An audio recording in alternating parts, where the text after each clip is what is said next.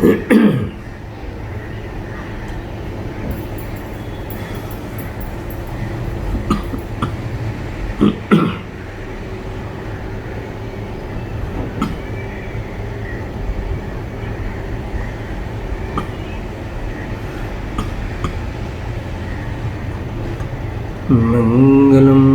भगवान वीरो मंगलम गौतम घड़ी मंगलम कुंद कुंडारी जयन्तु मंगलम सर्वमंगल महांगल्यम सर्वकल्याणकारकम प्रधानम सर्वधर्मा जैनं जयतु संशुनं जैनं जयतु संशुनं नमस्मै साराय स्वानुभूत्या चकासते चित्से भावाय भावाय सर्वभावान्तरं आत्मरूपयनुपम अद्भुतं याहि लिखे भवसिन्धुतरो आत्मरूपम्।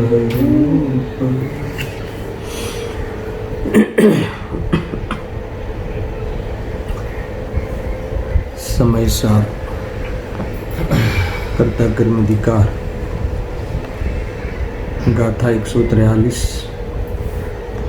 नय कथन जाने ज केवल समय मां प्रतिबद्ध जी नय पक्ष कहीं पण नवग्रहे नय पक्ष थी परिहीन थी।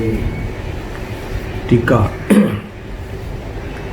इस गाथा में टीका पे चर्चा चल रही है। अभी तक इतनी बात हो गई कि जैसे केवड़ी भगवान पूरे विश्व के साक्षी है, पूरे विश्व के ज्ञाता है, इसीलिए उनसे कुछ भी अनजान नहीं है। समझना पहले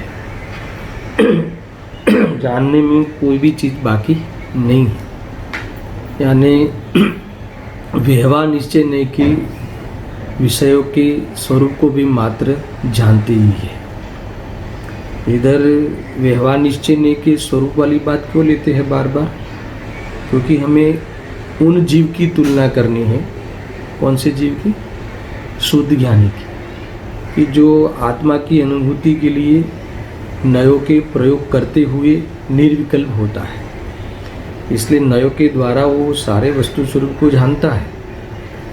तो ये जब ये उनके साथ तुलना करना है तो ये भी उन नयों के स्वरूप को तो जानते ही है, क्योंकि वो सारे लोकालोक के साक्षी है, सारे लोकालोक के ज्ञाता है। इसीलिए निश्चय व्यवहार के स्वरूप को, उनके विषयों के स्वरूप को वो मात्र जानते ही है, अर्थात ज्ञाता दृष्टा ही है। परंतु खास बात ये है, कौन सी खास बात है? वो जानते हैं, वो बड़ी बात नहीं है। कल भी मैंने कहा था, देखो जानते तो सब है, मगर यहाँ ग्रहण नहीं करते, है ना? जानते तो है, मगर ग्रहण नहीं करते, यानी विकल्प नहीं होता। सब कुछ पदार्थ जानने में आवे, फिर भी कोई राग द्वेष या विकल्प या किसी भी प्रकार से उनको कोई मतलब ही नहीं। सब चीज़ जानने में आने पर भी वो अपने में मस्त है, लीन है। ये बात आई थी कि कोई कुछ भी ग्रहण नहीं करते, कोई विकल्प नहीं होता। क्यों नहीं होता? मैं पुनः इसको, है ना, कल जितनी बात हुई थी उसको 2 मिनट में बताते हुए आगे चलता हूँ। विकल्प क्यों नहीं होता? क्योंकि केवल ज्ञान के द्वारा स्वयं विज्ञान गण हुए हैं। क्या हुए हैं? जो केवल ज्ञान प्रकट हुआ ना, तो केवल ज्ञान के द्वारा स्वयं विज्ञान गण हुए। विज्ञान घन का अर्थ क्या हुआ कि जरा भी उसमें राग का अवकाश नहीं। विज्ञान घन, ज्ञान ऐसी घनता को प्राप्त हुआ है, ज्ञान में सब झलकता तो है मगर कुछ प्रवेश नहीं करता, राग आदि का जिसमें प्रवेश नहीं है। देखो भगवान आत्मा तो विज्ञान घन है ही, और जिसकी पर्याय में भी अर्थात ज्ञान की पर्याय भी विज्ञान घन हो गई। विज्ञान घन होते हुए वो स्वयं है ना एक प्रकार से केवल ज्ञान को प्रकट किए हैं। तो ये कहते हैं कि केवल ज्ञान के द्वारा स्वयं विज्ञान घन हुए हैं, अर्थात तो ठोस ज्ञान को प्राप्त कर लिया है कि अभी कोई भी इस ज्ञान में ज्ञान के अलावा कुछ नहीं है, अर्थात तो अकेला ज्ञान है, यानी बिना राग द्वेष का ज्ञान, वही ज्ञान की घनता है, वही विज्ञान घनता है। समझ में आया ना, ये विज्ञान घन समझना। आगे उसके ये कहा कि केवल ज्ञान के द्वारा स्वयं विज्ञान घन हुए हैं, और नास्ति से देखे तो शुद्ध ज्ञान से पार हुए हैं, है ना, सारी बात ध्यान में रखना। अब शुद्ध ज्ञान से पार हुए हैं, इसीलिए समस्त नए पक्ष से दूर हुए होने से, अब जब शुद्ध ज्ञान है ही नहीं, शुद्ध ज्ञान से पार हुए हैं, तो शुद्ध ज्ञान से तो नए के द्वारा जाने का प्रसंग आता है, मगर अभी इनके समस्त नए पक्ष से दूर हुए होने से, अर्थात तो नयों के द्वारा विकल्प के द्वारा व्यवहार से ऐसा है, निश्चय से ऐसा है, ऐसा भेद करके जानने का प्रसंग अभी इनके नहीं है, ऐसा समझना। अब इसीलिए नए पक्ष को ग्रहण नहीं करते। नए पक्ष को ग्रहण नहीं करते, दो बातें आई कि एक तो समस्त नए पक्ष से दूर हुए होने से नए पक्ष के द्वारा नहीं जानते, यानी किसी भी नए को, किसी भी वो पदार्थ को नए की मुख्यता से जानने का प्रसंग अभी इनको है नहीं। विकल्प कर करके जानना होता है ना छद्मस्त को, तो ये इस प्रकार का प्रसंग नहीं है। और अंत में लिखा कि ये नए ग्रहण करते नहीं है, नए से ग्रहण करते नहीं है। इसका निष्कर्ष क्या हुआ, नए पक्ष को ग्रहण नहीं करते, यानी किसी भी प्रकार के उस नए के धर्मों को जानते हुए पर भी राग द्वेष नहीं करते, ऐसा उनका कहना है। तो मैंने कल निष्कर्ष के रूप में आपको एक अंतिम बात बताई थी, याद हो तो, ये कि विज्ञान घन हो गया, केवल ज्ञान से स्वयं विज्ञान घन हो गए, यानी सब जानने में आ गया। यानी ये कहा था कि जानना कुछ भी बाकी नहीं रहा और जानने का राग भी नहीं रहा। दो बातें है ना, ये ध्यान रखना, यही फॉर्मूला आगे काम आने वाली है कि जानना कुछ भी बाकी नहीं रहा और जानने का राग भी नहीं रहा, ऐसा निर्विकल्प पदार्थ सादी अनंत काल तक रहने वाला है। ये बहुत ही अद्भुत निर्विकल्प दशा है। एक केवली भगवान के इस प्रकार की निर्विकल्प दशा होती है। यहाँ कहते हैं कि ऐसी ही दशा किसको है, ऐसी ही दशा शुद्ध ज्ञानी को शुद्धोपयोग के काल में, आत्मा की अनुभूति के काल में ऐसी ही दशा, कैसी दशा, जैसे भगवान को सादी अनंत काल जो निर्विकल्प दशा रहती है, सब जाने मगर ग्रहण नहीं करे, अर्थात तो जानना कुछ भी बाकी नहीं रहा और जानने का राग भी नहीं रहा। ऐसे ही शुद्ध ज्ञानी की भी एक निर्विकल्प दशा ऐसी ही होती है कि पूरा जान लिया, यानी पूरे आत्मा को जान लिया, प्रयोजनभूत जो आत्मा को जानना था उनको जान लिया यानी उसमें लीन हो गए और राग द्वेष नहीं होते। उग्नेयों के विषय उनके ज्ञान में झलकने पर भी वहाँ विकल्प नहीं होता, भेद खड़े नहीं होते। ऐसी जो परमात्मा दशा को प्राप्त होते हैं निर्विकल्प के काल में। देखो एक बात आपको बता दूं कि ये जो निर्विकल्प दशा कैसी है शुद्ध ज्ञानी की, ये छद्मस जो होता है, ज्ञानी धर्मात्मा चतुर्थ गुण स्थान में ले लो, जब शुद्धोपयोग में जाता है तो निर्विकल्प दशा कैसी होगी। तो निर्विकल्प दशा के लिए जो प्रख्यात है, निर्विकल्प दशा के लिए जो जाने जाते हैं, कौन जाने जाते हैं, केवली भगवान, है ना। करीब सब लोगों को पता है कि भगवान निर्विकल्प यानी निर्विकार निष्कषाय परिणति को प्राप्त हुए हैं, लोकालोक को जानते हुए भी, है ना, सब पदार्थों को जानते हुए फिर पर भी सब पदार्थ के सब पर्याय को जानते हुए पर भी रंच मात्र पर विचलित नहीं होते, है ना, वितरागी रहते हैं, स्थिरता को प्राप्त है, आनंद में रहते हैं। कहीं कोई भी कुछ भी जानने में आवे तो भी कोई मतलब नहीं। क्यों मतलब नहीं? कि सब पदार्थ अपने आप में सक्षम है। गुण पर्यावत द्रव्यम, ये सब द्रव्यों की अपनी अपनी, है ना, सामर्थ्य लेके हुए बैठा हुआ है। इसलिए कहाँ कोई विकल्प का कोई मीनिंग ही नहीं है। इस प्रकार से विकल्प का अभाव हो गया है। इसीलिए ऐसी दशा जो इनके हुई है, इसके लिए तो जाने जाते हैं भगवान, है ना, ध्यानस्थ है, अंतर्मुख मुद्रा से विराजमान है, स्वरूप में लीन है, सबको जानते हुए भी स्वरूप में लीन है, अर्थात सकल के ज्ञायक तद्यपि निजानंद रसलीन, ऐसी अवस्था को प्राप्त है। तो ऐसी ही अवस्था किनके होती है? ज्ञानी के। जब शुद्धोपयोग के काल में, आत्मानुभूति के काल में ऐसी ही अवस्था को वो, और इसी प्रकार ही ऐसा ही ये इनकी यही पोजीशन को प्राप्त होते हैं, ऐसा इनका कहना है। देखो, ये तो उदाहरण की ओर से ये भी ऐसे है ऐसा बता दिया, मगर वो क्यों ऐसे हैं वो पूरी विधि बताई है। निर्विकल्प दशा इनकी सबको जानते हुए भी ग्रहण नहीं करते, तो ऐसा पुरुषार्थ इनके हुआ है। इस सारी बात इन्होंने यहाँ दूसरे पैराग्राफ में लिखी है। कल मैंने सिर्फ पढ़ लिया था, आज मैं उस बात को विशेष रूप से चलाता हूँ। देखो, टीका में पढ़ना आप, तेवीज रीते, है ना, वहीं से पढ़ना। तेवीज रीते श्रुत ज्ञानी आत्मा, शुद्ध ज्ञानी यहाँ शब्द लिख दिया। शुद्ध ज्ञानी यानी कौन? जिनका ज्ञान भावशुद्ध ज्ञान रूप परिणमित हो गया है। सम्यक दृष्टि जीव, ऐसा ले, जिनका ज्ञान सम्यक हो गया है, ऐसे सम्यक ज्ञानी जीव वो, मगर वो कैसे है? छद्मस्त, ऐसा लेना। अब देखो कैसे शुरुआत करते हैं। तेवी જ રીતે શુદ્ધ જ્ઞાની આત્મા ક્ષયોપશમથી જેમનું ઉપજવું થાય છે એવા શુદ્ધ જ્ઞાનાત્મક વિકલ્પો ઉત્પન્ન થતા હોવા છતાં પરનું ગ્રહણ કરવા પ્રતિ ઉત્સાહ નિવૃત્ત થયો હોવાને લીધે શુદ્ધ જ્ઞાનના અવયવભૂત વ્યવહાર નિશ્ચયને પક્ષોના સ્વરૂપને જ केवल जाने छे, है ना। ये बात आई। अब पहले इन 3 पंक्ति का अपन अर्थ करते हैं।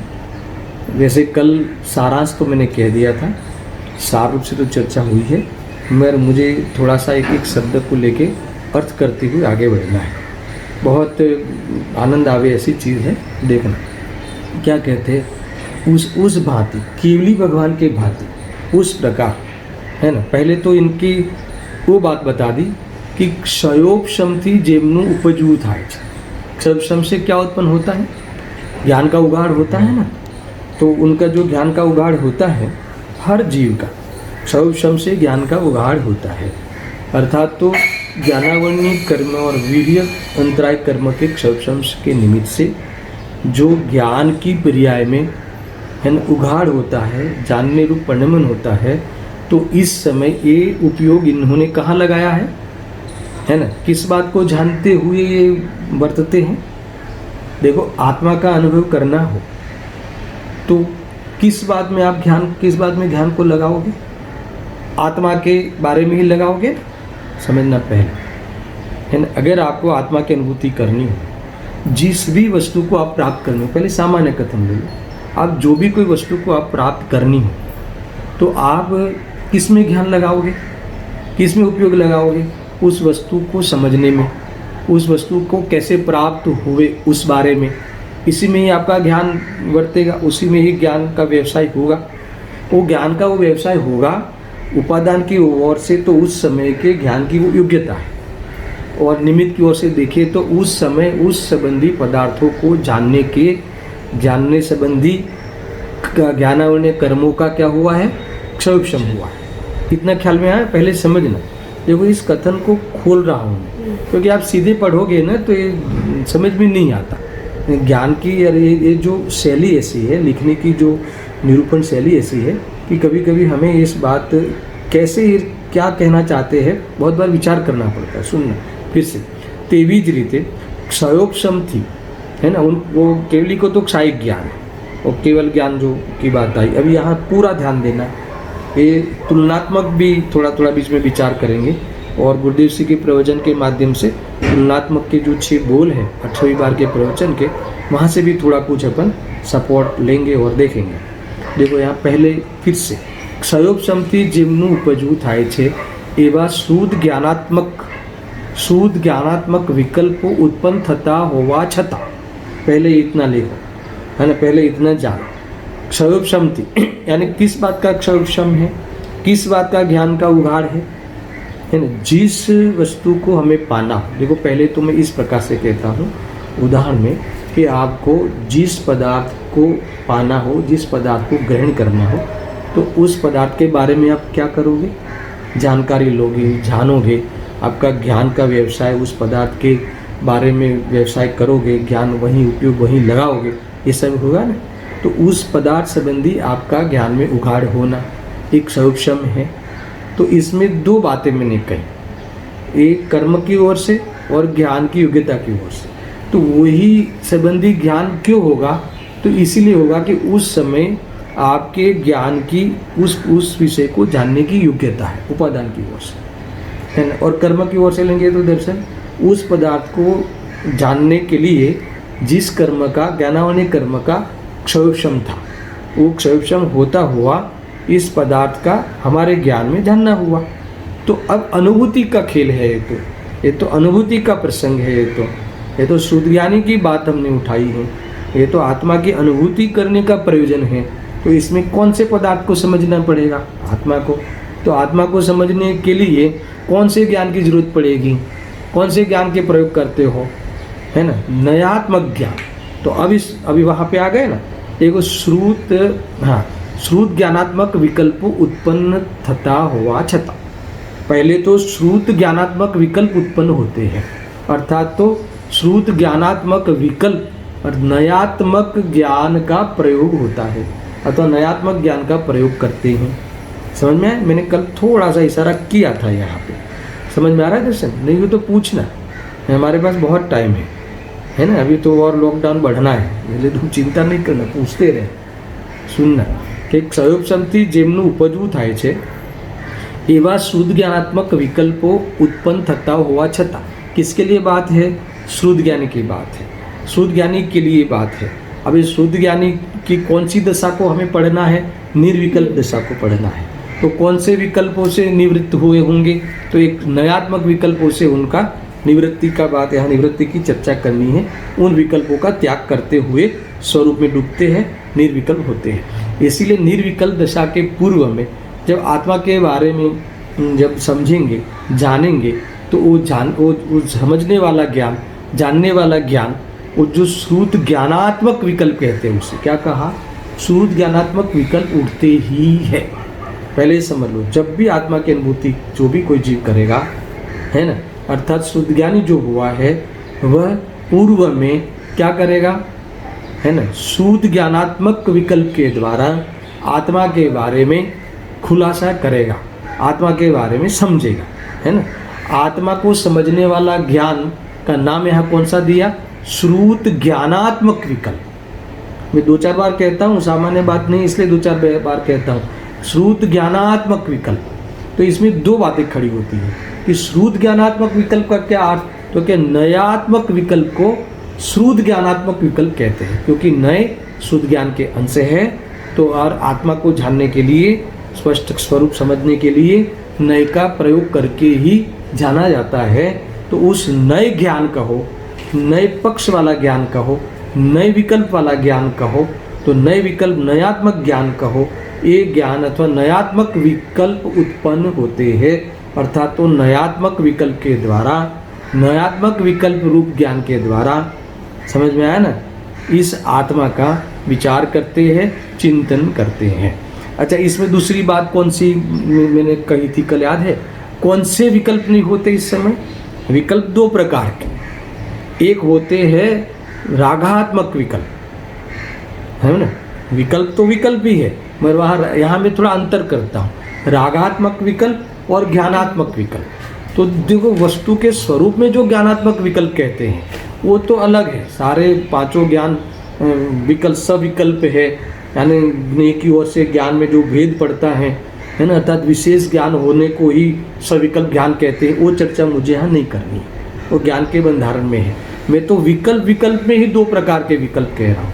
एक विकल्प पे है कि सिर्फ लिटरली भोगादि के विकल्प करना, है ना, 5 इंद्रिय के विषयों में उपयोग का व्यवसाय करना, 5 इंद्रिय के भोग में इस ज्ञान को यूटिलिटी करना, ज्ञान का व्यवसाय करना, एक भोगात्मक विकल्प हो गए। यानी विकल्पात्मक ज्ञान में भी भोगों की मुख्यता रहना, वो भोगात्मक विकल्प। मगर जो जीव आत्मा की अनुभूति करना चाहता है ना, जो जीव आत्मा में लीन होना चाहता है ना, जो वितरागी होना चाहता है, वह इसके जीवन में अथवा तो आत्मानुभूति के लिए इन प्रकार के भोगों के भावों से क्या करना पड़ेगा, निवृत्त होना पड़ेगा। आया ख्याल में? जैसे मैं क्या कह रहा हूँ, देखो बात कहाँ से मैं बिठा रहा हूँ, बराबर समझना शांति से। यानी इतनी लिटी लिखी है, इतनी पंक्ति लिखी है कि शुद्ध ज्ञानात्मक विकल्पों उत्पन्न थता हुआ छता वाली बात अब छोड़ दो, वो बाद में देखते हैं। पहले शुद्ध ज्ञानात्मक विकल्प उत्पन्न होते हैं। शुरू में क्या होता है, पूर्व में निर्विकल्प दशा के पूर्व में ज्ञानात्मक विकल्प यानी आत्मा संबंधी नयात्मक विकल्प ही पाए जाते हैं। उस रूप से ही समझा जाता है। आत्मा को समझने का पूर्व की कई पर्यायों में आत्मा के बारे में समझने का विकल्प चालू रहता है। समझ में आया ना? और वो नयात्मक होंगे कि शुद्धने से आत्मा ऐसा है, एक है, अभेद है, शुद्ध है, पूर्ण है। ऐसा शुद्धने की ओर से उसकी चिंतन करेंगे, चर्चा करेंगे, है ना, विकल्पात्मक सोचेंगे।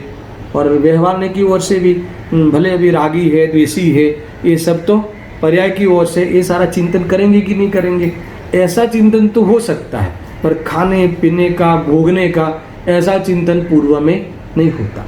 यानी आत्मानुभूति के लिए आत्मा के बारे में नयात्मक चिंतन कहो, ज्ञानात्मक विकल्प कहो, ये वाले विकल्प पूर्व में होते हैं, यही किए जाते हैं। मैं नहीं कह रहा कि उनको खाने पीने का भाव छूट गया, ये नहीं कह रहा, मगर उपयोग में वो नहीं होते। उपयोग में तो आत्मा के ही नयात्मक विकल्प होते हैं, आत्मा के स्वरूप के विकल्प होते हैं। अब स्वरूप में आत्मा की विशेषताओं का विकल्प होते हैं। तो आत्मा की विशेषताएं कितनी हैं, कितने प्रकार की है? 2 प्रकार की। हर रोज बुलवाता हूँ मैं आपको। कौन सी? तात्कालिक और त्रैकालिक। तो उस संबंधी बराबर विचार विमर्श करते हैं और स्वभाव को बराबर से पहचानते हैं, समझते हैं, और फिर स्वभाव के प्रति झुकाव होता है। यहाँ है ना, ख्याल में वेद ज्ञान ही हुआ नहीं इसी प्रकार से, अपने ही उस प्रकार के संयोगी पर्याय और संयोगी भाव से स्वभाव का विशेष वेद ज्ञान करना, विकल्पात्मक वेद ज्ञान करना। इसे मैं क्या नाम देता हूँ? आगम रूप अभ्यास। आगम रूप अभ्यास कहो, अर्थात तो विकल्पात्मक, है ना, ज्ञान कहो, अर्थात तो ज्ञानात्मक विकल्प कहो, सब एक ही बात है। इतना ख्याल में आया? तो पहले यही उत्पन्न होते हैं। अब सुनना बराबर। अब ये उत्पन्न हुआ छता, अब सुनना, परनु ग्रहण करवा प्रति। अब ये सबको कौन से खाते में डाला? ये सारे विकल्पों को पर के खाते में डाला। आत्मा के ही विकल्प स्व है कि पर है? अपने ही शुद्धात्मा के ही विकल्प, मैं शुद्ध हूँ ऐसा विकल्प, वो स्व के खाते में जाएगा कि पर के खाते में जाएगा? पर के खाते में जाएगा ना। भले विकल्प किसके हैं? स्वयं के, अपने विकल्प, अपने स्वरूप के विकल्प। अपने स्वरूप के विकल्प यहाँ कहते हैं कि पर है। क्यों पर है? क्योंकि वो विकल्प है और मैं निर्विकल्प वस्तु हूँ, है ना। वो राग है और मैं ज्ञान हूँ। समझ में आया कि नहीं? भले वो ज्ञानात्मक विकल्प हो, भले वो ज्ञान कैसा है? विकल्प आश्रित ज्ञान हो, भले राग मिश्रित ज्ञान हो। राग मिश्रित ज्ञान है, वो आत्मा का स्वभाव नहीं है। ये ख्याल में है? अब समझना, शुद्ध ज्ञानात्मक विकल्प उत्पन्न थता होवा छता परनु ग्रहण करवा प्रति। अब सुनना, परनु ग्रहण करवा प्रति उत्साह निवृत्त थयो होवाने લીધે શુદ્ધ જ્ઞાનના અવયવભૂત વ્યવહાર નિશ્ચય નય પક્ષોના સ્વરૂપને જ કેવળ જાણે છે अथवा उस नयों को मात्र जानता ही है। अब जानता ही है, अब उसका ज्ञाता ही है। वो उस विकल्पों का क्या है? वो ज्ञाता दृष्टा है। ज्ञाता दृष्टा क्यों है? ज्ञाता दृष्टा किस आधार से कहा? किस लिए ज्ञाता दृष्टा है ऐसा आप कह रहे हो? कि उत्साह निवृत्त थयो होवाने लीधे। किसके प्रति का उत्साह निवृत्त हुआ है? किसके प्रति का? उस नयों के प्रति, उस निश्चय व्यवहार के नयों के प्रति। वो क्या है? वो पर है, अर्थात देखो ये विकल्प है, उसके उत्साह निवृत्त थयो होवाने लीधे, है ना। उत्साह निवृत्त का अर्थ पता चला। अभी गुरुदेव श्री ने तो ये जो है ना केवली साक्षी पने होने के कारण इसी के साथ उसका समाधान अर्थात तुलना की है ना, समानता की है। मैं पढ़ता हूँ बार बार, देखो ये बहुत बढ़िया है, समझ में आवे ऐसा। हमें समझना है ना हमारी निर्विकल्प दशा कैसी होगी, अर्थात निर्विकल्प दशा इस स्वरूप को जानेंगे तो कोई कषाय की मनता आदि की दशा को हम निर्विकल्प मानने का भ्रम करते होंगे, है ना, तो भ्रम मिट जाएगा। ये भी एक लाभ है बड़ा। पर निर्विकल्प दशा का हमें बराबर ख्याल में आवे तो हम कभी कभी सूझने की इतने विचार ऊर्ध्व रहते हैं, तो सूझने के विषय यानी भगवान आत्मा के विचार इतने ऊर्ध्व रहते हैं तो कभी कभी जीव को भ्रम हो जाता है कि मुझे शुद्धात्मा की प्राप्ति होगी। तो यहाँ तो कहते हैं कि वो सारे नयों से कैसे विश्राम लेता है, सारे नयों से पार होने की बात अभी थोड़ी देर में करेंगे। तो पहले इसलिए बात को समझो, ये लाभ भी एक हमें विशेष लाभ हो सकता है। सुनना, एवं शुद्ध ज्ञानात्मक विकल्प उत्पन्न थता हुआ छता कैसे विकल्प उत्पन्न हुए सारे समझ में आए। विकल्प क्यों होते हैं दर्शन? समझने के विकल्प पूर्व में, उसके प्रति क्या है? उत्साह निवृत्त थयो होवाने लीधे। अब उत्साह निवृत्त होने का अर्थ क्या? उसी में सारा माल है, उसी में सारा रहस्य है। उत्साह निवृत्त होने का अर्थ है कि अब नयों के प्रति, वो जो नयों के विकल्प के प्रति समझना, उसके स्वरूप को समझने रूप विकल्प के प्रति, अर्थात उसके ज्ञान के उघाड़ के प्रति, है ना, स्वामित्व बुद्धि नहीं है। क्या हुआ? उपादेय बुद्धि नहीं है, उसमें उपादेय बुद्धि नहीं रहना। क्यों नहीं रहना? क्योंकि वो तो विकल्प है और उसने जो स्वरूप बताया है वो मैं हूँ, अर्थात तो स्वरूप का उत्साह बढ़ा, स्वरूप के प्रति उसका वलन बना, स्वरूप का पक्ष बना। सूदने ने जो स्वरूप कहा उसकी रुचि हुई और जो व्यवहार ने जो वस्तु कहा उसकी रुचि छूट गई। तो इसका अर्थ हुआ कि उस स्वरूप को बताने वाले, अर्थात तो अपने व्यवहार के बताने वाले विकल्पों के प्रति क्या हुआ? ज्ञाता दृष्टा रहे। उसका वो क्या रहे? ज्ञाता दृष्टा, यानी उसमें उपादेय बुद्धि नहीं रही, उसको अपने कर्तव्य बुद्धि करने लायक है ऐसा नहीं माना, अर्थात अपने शुद्धोपयोग में इन विकल्पों का थोड़ा सा भी योगदान होगा ऐसा अनुभव नहीं करते।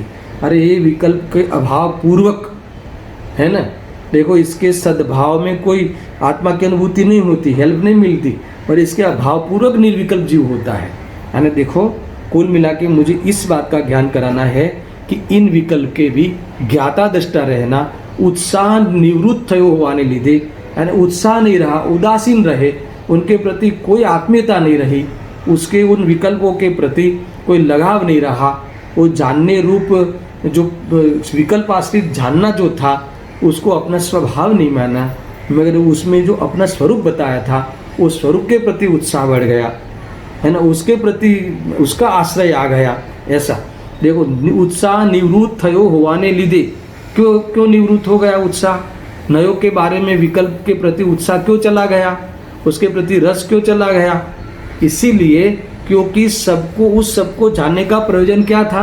आत्मा को जानना। अभी आत्मा जानने में आ गया तो फिर उस संबंधी रस नहीं रहा, फिर विकल्पों की फिर बातें क्यों करेगा? आए ख्याल में? ये बात यहाँ मूल है। स्वरूप ने केवल जाने छे। फिर से बोलता हूँ मैं कि ये जो नए उत्पन्न हुए थे, नए संबंधी जो व्यवसाय कर रहा था, तो उस नए के प्रति अर्थात उस विकल्प के प्रति क्या हुआ? उत्साह से निवृत्त थया होवाने लीधे। उत्साह नहीं रहा, उदासीन भाव हो गया, उसके प्रति एकत्व नहीं रहा, उपादेय बुद्धि नहीं रही, रस नहीं रहा, ये ऐसा समझना।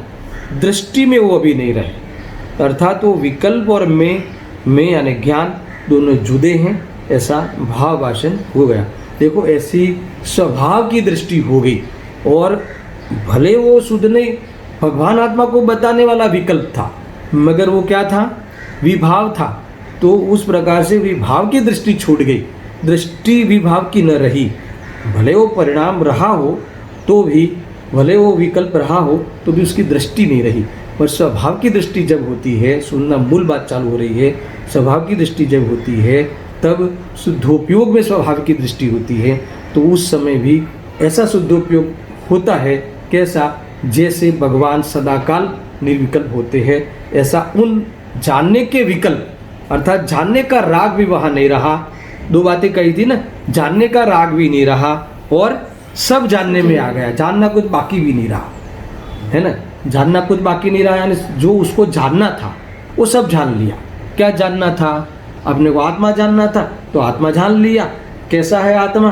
चैतन्य स्वरूप है, एक है, शुद्ध है, परिपूर्ण है, प्रत्यक्ष प्रतिभासमय है, सकल निरावरण है। ऐसा पूरा आत्मा को, ऐसा जो आत्मा के बारे में जो जानना था वो सब जान लिया, यानी जानना कुछ बाकी नहीं रहा। आत्मा जाना तो सब जाना, जानना कुछ बाकी नहीं रहा। और दूसरा क्या नहीं रहा? जानने का राग नहीं रहा। अब जानने का राग क्यों नहीं रहा? क्योंकि जान लिया ना, जानने में आ गया, प्राप्त हो गया। तो इस प्रकार से ऐसा शुद्धोपयोग हुआ, उस समय स्वभाव की दृष्टि हो गई, प्रतीति हो गई, निर्विकल्प दशा वहाँ हो गई। ये तो एक बात तो ये आई। अब ये तो कह रहे कि पुनः पुनः वह ज्ञानी जब भी ये स्वरूप में लीन होगा, है ना, तो ये जैसे भगवान निर्विकल्प सदा काल है, वैसे ही परमात्मा दशा जैसी दशा उनकी होती है। ये बात अभी आगे प्रारंभ करनी है। यहाँ तक समझ में आया? वैसे तो सार पूरा हो गया, पर अभी भी जो पूरे विज्ञानगण होती है ना, उनकी पर्याय भी वो उसके बारे में बहुत खुलासा हुआ है।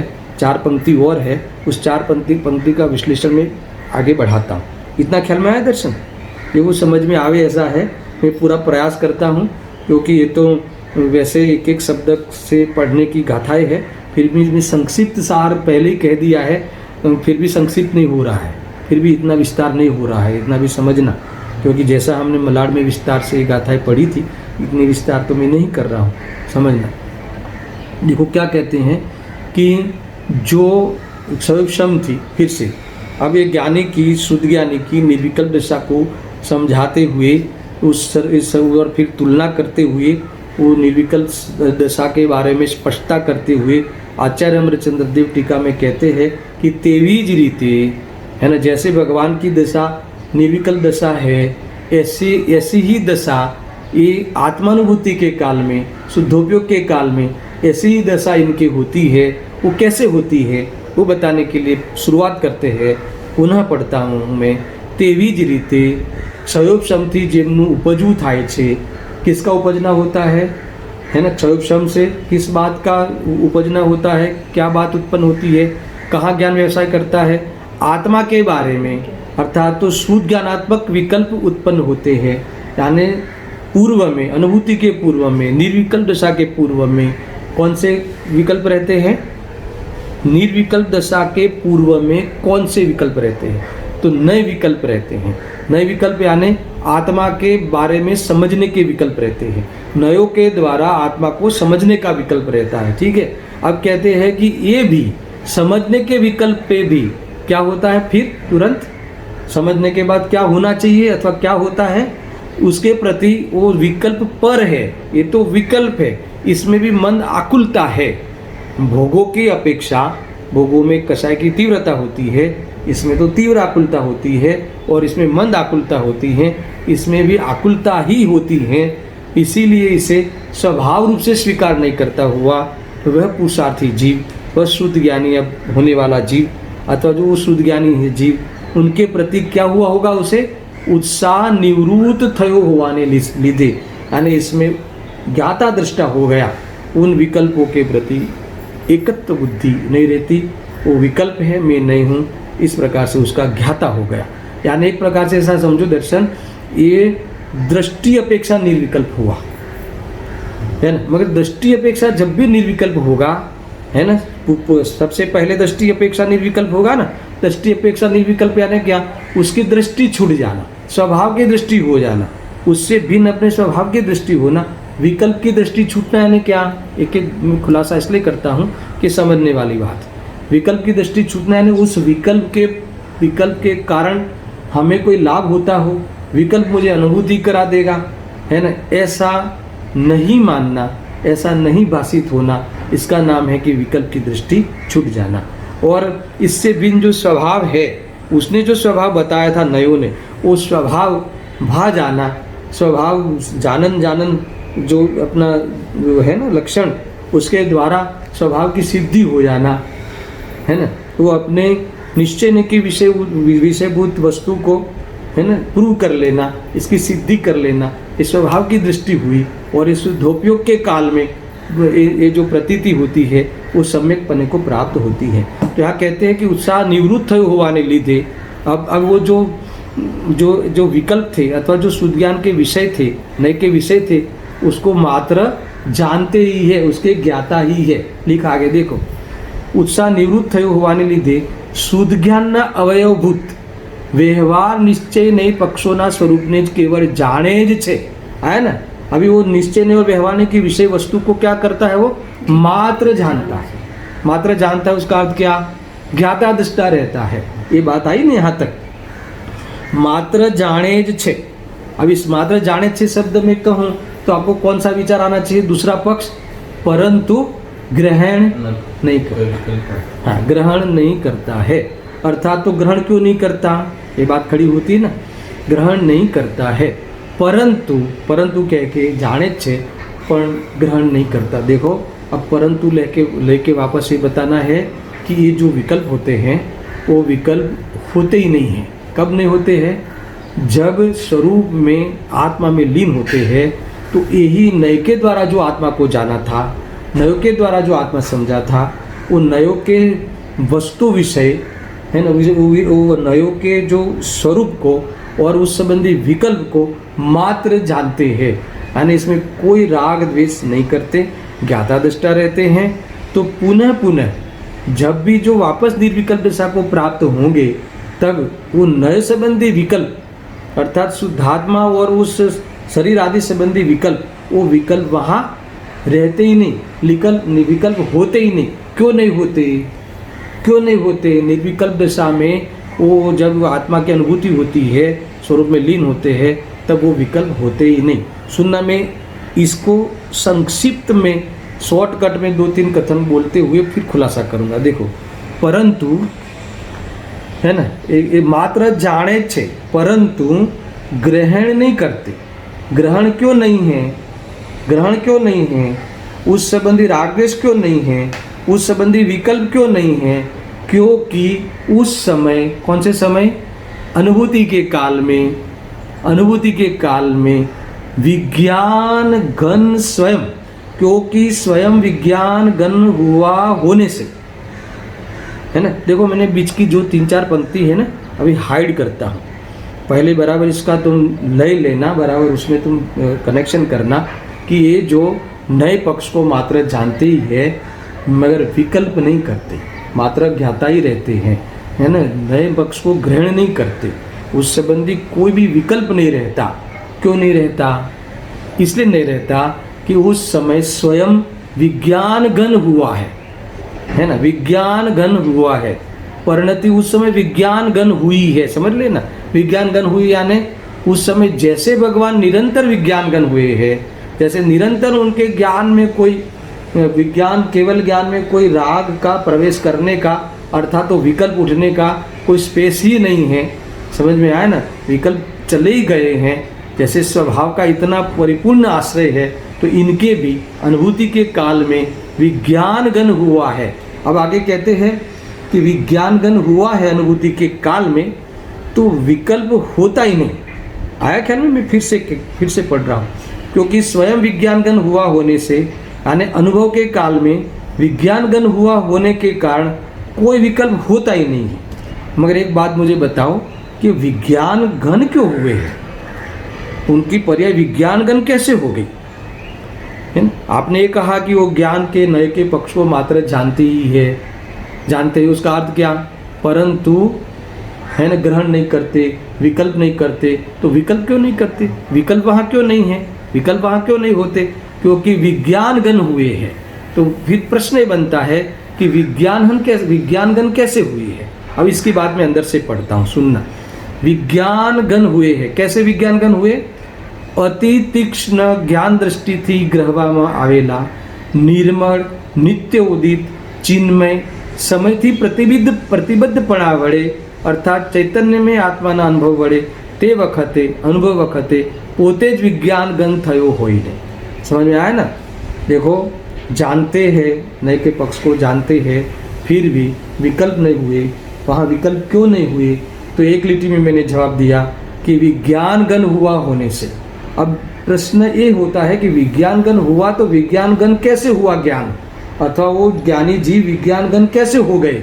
तो विज्ञान गन इसलिए हुए, सुनना, वेद ज्ञान के बल से हुए. यानी विज्ञान गन होना, परिणति हो जाना, वो ज्ञानी विज्ञान गन हो जाना, यानी उस परिणति में रंच मात्र भी राग का अवकाश नहीं रहना, राग उत्पन्न ही नहीं होना. तो राग वहाँ होना ही नहीं, यानी विकल्प होना ही नहीं. तो विकल्प नहीं होने वाली पोजीशन कैसे आई? सुनना, कैसे आई? यहाँ कहते हैं कि इसलिए आई कि अति तीक्ष्ण ज्ञान दृष्टि थी ग्रहवामा आवेला. कैसी दृष्टि? तीक्ष्ण दृष्टि. सुनना, मैं आपको पूरा समझाता हूँ, थोड़ा पेशेंस रखना, विषय बहुत बढ़िया है, मैं अर्थ करता हूँ. अति तीक्ष्ण ज्ञान दृष्टि थी ग्रहवामा आवेला. अति तीक्ष्ण दृष्टि द्वारा आश्रय लिया किसका? समय का, भगवान आत्मा का. अति तीक्ष्ण दृष्टि से यानी परिणमन रूप भेद ज्ञान से. तीक्ष्ण ज्ञान, तीक्ष्ण दर्शन, दो चीज़ है ना. तीक्ष्ण ज्ञान दर्शन से यानी भेद ज्ञान से, परिणमन रूप भेद ज्ञान से, तीक्ष्ण भेद ज्ञान यानी अथार्थ भेद ज्ञान से. सुनना, आत्मदृष्टि पूर्वक के भेद ज्ञान से. देखो, तीक्ष्ण भेद ज्ञान किससे कहते हैं? वो प्रज्ञा छीणी पटकते ना, प्रज्ञा छीणी पटकनी चाहिए. अभी वो नहीं पटक दी. क्या पटकी? प्रज्ञा छीणी क्या है? भेद ज्ञान के द्वारा. यानी यहाँ ऐसा ये बताना चाहते हैं कि जो देह और आत्मा, व्यवहारने का विषय क्या है? देह और आत्मा जो मिला हुआ है ना, ऐसी पोजीशन को प्राप्त हो व्यवहारने का विषय है. तो इतना मिला हुआ है कि हमें भिन्नता ही नहीं भासती. तो इसमें जो जानन स्वभाव के द्वारा ज्ञान का जो अंतरंग है, ज्ञान का अंतरंग क्या है? जाननपना. तो उस अंतरंग के द्वारा ये तीक्ष्ण दृष्टि क्या है, तीक्ष्ण ज्ञान क्या है कि मिले हुए दिखने पर भी हमें कभी अलग दिखते ही नहीं, अलग कोई मानता ही नहीं. अरे दो है ऐसा भी समझ में नहीं आता. फिर भी ज्ञान लक्षण के द्वारा, ज्ञान का अंतरंग जानन के द्वारा, समझ में आया? स्वपर प्रकाशन स्वभाव के अंश के द्वारा, उस लक्षण के द्वारा, उस विशेषता के द्वारा भेद ज्ञान करना. मिले हुई चीज़ों में भी पर्याय में राग चल रहा है, देह और आत्मा पानी की तरह मिले हुए बैठे हैं, फिर भी ये तीक्ष्ण भेद ज्ञान के द्वारा उस व्यवहारने के विषय को भिन्न रूपे पहचान लिया और निश्चय नहीं के विषय को, है ना, चैतन्य स्वरूप हूँ ऐसा जान के अपना लिया. ये हो गई तीक्ष्ण ज्ञान दृष्टि. आए इतना ख्याल में? ये कहते अति तीक्ष्ण ज्ञान दृष्टि थी ग्रहवामा आवेला. तो इसके द्वारा क्या किया इन्होंने? समय से प्रतिबद्धपणा वड़े. समय यानी कौन? कल बताया था ना मैंने, समय की यहाँ परिभाषा कही थी. समय यानी चैतन्य लक्षण वाली सत्ता स्वरूप वस्तु, चैतन्य लक्षण वाली सत्ता स्वरूप वस्तु ऐसे समय के साथ प्रतिबद्ध हुआ, इसमें लीन होता हुआ. इसमें लीन होगा. लीन कैसे हुआ दर्शन? इस समय के प्रति यानी चैतन्य लक्षण वाली सत्ता स्वरूप वस्तु में लीन कैसे हुए? भेद ज्ञान से. कैसा भेद ज्ञान में कैसी विशेषता बताई? अति तीक्ष्ण ज्ञान दृष्टि से, यानी सूक्ष्म भेद ज्ञान से, यानी परिणमन रूप भेद ज्ञान से. समझ में आया ना? अभ्यास रूप भेद ज्ञान के बाद परिणमन रूप भेद ज्ञान से, यानी उसने परख लिया, पहचान लिया, ज्ञान के अंतरंग के द्वारा इस ज्ञायक को देह से, व्यवहारने की विषय वस्तु से जुदा जान लिया. व्यवहार करने वाली वस्तु की रुचि छूट गई. यानी नयोग के प्रयोग में इसने आत्मा की अनुभूति कैसे की, ये वाली बात यहाँ वेद ज्ञान की पद्धति यहाँ बताई है. इस प्रकार से अति तीक्ष्ण ज्ञान दृष्टि थी ग्रहवामा आवेला. समय थी प्रतिबद्धपणा पड़े. समय थी प्रतिबद्ध यानी समय के प्रति प्रतिबद्ध. समय यानी भगवान आत्मा, प्रतिबद्ध એટલે लीनता. इसमें लीनता के द्वारा फिर इन्होंने कहा कि वो समय कैसा है, तो उन विशेषण भी दिया है कि जो समय कैसा है, निर्मल है. तो निर्मल रूप अनुभव करता है. कैसा है स्वभाव? रागद्वेष रहित है. स्वभाव में जाके देखते हैं तो राग उत्पन्न ही नहीं होता. जानन लक्षण के द्वारा देखते हैं तो स्वभाव उस रूप कभी हुआ ही नहीं. इस रीति से निर्मल अनुभव करता. फिर कैसा है समय? नित्य युद्धोत्तरो, नित्य उदित यानी हमेशा नित्य देह से भिन्न अपने को प्रकाशता हुआ, तो भी जानन लक्षण के द्वारा वो भी उस समय का अनुभव कर लिया। फिर चिन्मय यानी ज्ञान दर्शनमयी है, रागमयी नहीं है, ऐसा भेद ज्ञान के द्वारा, अति तीक्ष्ण सूक्ष्म भेद ज्ञान के द्वारा इस समय के प्रति प्रतिबद्ध होता हुआ समय रूपी भगवान आत्मा चैतन्यमयी इस सत्ता स्वरूप वस्तु में लीन हो गया यानी आश्रय ले लिया। तो उस समय समझ में आया, प्रतिबद्धपणा घड़े है ना, अर्थात चैतन्य में आत्मा ना अनुभव बढ़े। ये पूरी अनुभव की मैंने आपको पराकाष्ठा कही।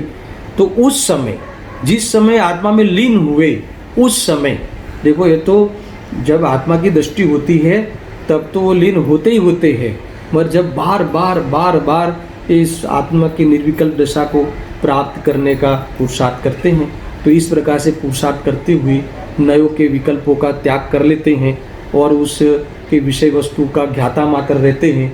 ज्ञान में जानने में आवे तो भी राग द्वेष नहीं करते, विकल्प नहीं उठता। क्यों नहीं उठता? क्योंकि आत्मा में स्थित है, वो आत्मा में लीन है, वो राग में स्थित नहीं है, उस ज्ञेय में स्थित नहीं है। इसीलिए ऐसे अनुभव के समय उस अनुभव के काल में कैसे हुए हैं? विज्ञान गण हो गए। भगवान सदाकाल विज्ञान गण है। ये निर्विकल्प दशा के काल में विज्ञान गण हुआ होने से क्या नहीं होता इनको? शुद्ध ज्ञानात्मक समस्त अंतर्जल तथा बहिर्जल विकल्पों की भूमिका का अतिक्रांतपणा वड़े समस्त नए पक्षना ग्रहण थी दूर थयो हुआ थी। यानी समस्त अंतर्जल और बहिर्जल, जल्प क्या है दर्शन? जल्प यानी विकल्प। और कौन से विकल्प कहे? दो प्रकार के, अंतर्जल और बहिर्जल। तो बहिर्जल्प क्या है और अंतर्जल्प क्या है समझना। देखो, नयों में घटित करे तो व्यवहार नहीं वाली वस्तु बहिर्जल्प और शुद्ध नहीं वाली वस्तु, शुद्ध नहीं वाले विकल्प अंतर्जल्प। ठीक है। और भी उसका खुलासा करे तो आत्मा शुद्ध है ना, वो बहिर्जल्प है, थर्ड पर्सन हो गया ना। और मैं शुद्ध हूँ, वो अंतर्जल्प हो गया। मैं शुद्ध हूँ ऐसा विकल्प अंतर्जल्प हो गया। यानी स्वरूप के बारे में विकल्प वो अंतर्जल्प हो गया, समझ में आया। और अन्य विकल्प वो बहिर्जल्प हो गया। व्रत आदि बहिर्जल्प हो गए और अपने आत्मा के मैं शुद्ध हूँ, मैं बुद्ध हूँ, ये सब अंतर्जल्प हो गए। मगर समझने के काल में सब विकल्प थे। मगर जब ऐसी तीक्ष्ण ज्ञान दृष्टि के द्वारा जब समय से प्रतिबद्ध होते हैं ये ज्ञानी धर्मात्मा, आत्मा में लीन होते हैं, तब ऐसे विकल्प नहीं होते। इस संबंधी ज्ञान में ज्ञेय भले बने, उस नए के वस्तु स्वरूप ज्ञान में भले जल के, मगर उस संबंधी ये उपादेय है और ये है ना, ये आश्रय तत्व है, ये दुख रूप है, ये संवर सुख रूप है, सुख के कारण रूप है और ये छोड़ने लायक है, प्रकट करने लायक है। ऐसे विकल्प वहाँ नहीं होते। विकल्प तो नहीं होते और ऐसा अनुभव होता है। समझ में आया ना? ऐसा अनुभव होता है। यहाँ कहते हैं कि ऐसे समस्त अंतर्जल बहिर्जल रूप विकल्पों की भूमिका का अतिक्रांतपणा बढ़े समस्त नए पक्षना ग्रहण थी दूर थयो हुआ थी। यानी समस्त नए पक्ष को के ग्रहण से कैसे दूर हुए कि अभी ये बुरा है कि भला है, वो सीखने में सब भला बुरा करते थे, पर अभी ये तो है मात्र, जानते हैं मात्र, मगर भला है बुरा है वाला विकल्प भी अभेद अनुभूति में नहीं होता, निर्विकल्प दशा होती है। यानी कोई पण नए पक्ष ने ग्रहता नहीं, सूक्ष्म भी नए का पक्ष उनको वहाँ रहता नहीं है। ये निर्विकल्प दशा, ये जैसे भगवान की ऐसी निर्विकल्प दशा कब होती है? कायम होती है। जैसे उनके हमेशा निर्विकल्प दशा होती है, लोकालोक को जाने और स्वयं उनके ये जो नए पक्ष वाले प्रसंगों को भी जाने, उनके स्वरूप को भी जाने, मगर ग्रहण नहीं करते। ऐसे ही ये भी ये अपने उस निर्विकल्प दशा के काल में उस नए पक्षों के बारे में ज्ञान भले जानता हो, फिर भी उस संबंधी विकल्प उत्पन्न नहीं होता कि ये भला है बुरा है। ऐसा विकल्प भी अभेद अनुभव में ऐसे विकल्प होते नहीं हैं, इनका एक कहना है। अब सुनना, इन परिणति को, इस निर्विकल्प दशा को नामकरण किया है। अंतिम पंक्ति है टीका की, मैं वो पढ़ के समाप्त करता हूँ। देखो, हाँ, कोई पण नए पक्ष ने ग्रहता नहीं। इस प्रकार से जो निर्विकल्प हुआ ना, तो वो निर्विकल्प दशा अर्थात वो निर्विकल्प को प्राप्त आत्मा कैसा है अर्थात उसको क्या नाम दिया जाए, उस दशा को क्या कहते हैं शास्त्र में, सुनना। ते आत्मा खरेखर समस्त विकल्पोथी अति पर, वह आत्मा यानी वो निर्विकल्प दशा वाला आत्मा समस्त विकल्पों से अति पर, अब पर के ऊपर वापस अति लगाया, अति पर यानी भिन्न, अति भिन्न यानी दृष्टि से तो भिन्न है ही, मगर परिणाम में भी वो भिन्न, विकल्पों से भिन्न निर्विकल्प दशा को जो प्राप्त हुए हैं, वो दशा को क्या, कौन सी दशा कहेंगे? जैसी परमात्मा की दशा निर्विकल्प है, वैसी ही दशा होने से यहाँ कहते हैं कि उस दशा का नाम परमात्मा कह सकते हो, उस दशा के सहित आत्मा को परमात्मा कह सकते हो, उस दशा को ज्ञानात्मा भी कह सकते हो, क्योंकि ज्ञान में ज्ञान स्थित हुआ है, इसलिए उस अनुभूति की दशा को ज्ञानात्मा कह सकते हो, उस आत्मा को भी ज्ञानात्मा कह सकते हो, फिर प्रत्यक्ष ज्योति कह सकते हो। नाम लिखे हैं सब नामकरण। उस निर्विकल्प दशा अथवा उस निर्विकल्प दशा को प्राप्त सुज्ञानी को ज्ञानात्मा कह सकते हो, परमात्मा कह सकते हो, अर्थात प्रत्यक्ष ज्योति यानी सारे पदार्थों से भिन्न है, पृथक है, ऐसी ज्योति के धनी स्वामी कह सकते हो। फिर आत्मख्याति, आत्मख्याति रूप है ना, आत्मख्याति का इस जो परिणति का नाम क्या कह सकते हो? आत्मख्याति। परिणति का नाम भी आत्मख्याति कह सकते हो। अरे अनुभूति को समय सार भी कह सकते हो। यहाँ लिखा कि वह परिणति आत्मख्याति रूप अनुभूति मात्र समय सार छे, यानी ग्रंथ का नाम भी आ गया और टीका का नाम भी आ गया। ग्रंथ का नाम समय सार है, टीका का नाम आत्मख्याति है, और जो सुज्ञानी ने जो निर्विकल्प दशा अनुभव के काल में जो उसकी जो निर्विकल्प दशा होती है, शुद्धोपयोग के काल में निर्विकल्प दशा होती है, वो दशा परमात्मा दशा से कुछ भी कम नहीं है। उसमें उसकी तुलना करते हुए कहते हैं कि जैसे भगवान निर्विकल्प दशा में आनंद में रहते हैं, वैसे अतीन्द्रिय आनंद में ये रहते हैं, पंच मात्र भी विकल्प नहीं होता, इसीलिए वह ज्ञानात्मा है, परमात्मा है, आत्मख्याति रूप समय सार है। उस निर्विकल्प दशा को समय सार भी कहते हैं। ऐसी बात इन्होंने यहाँ समाप्त की। अभी मुझे एक दोनों जो केवली भगवान और शुद्ध ज्ञानी दोनों के निर्विकल्प दशा की जो तुलना की है, उस साथ में गुरुदेव श्री ने उसके भी 6 बोल लिखे हैं, तो 6 बोल की चर्चा मैं आपसे कल करूँगा। इसके बाद आगे जो श्लोक है 92 नंबर का, उस पर चर्चा होगी। सहजानंदी शुद्ध स्वरूपी अविनाशी आत्मस्वरूप, सहजानंदी शुद्ध स्वरूपी अविनाशी आत्मस्वरूप, सहजानंदी शुद्ध स्वरूपी अविनाशी आत्मस्वरूप।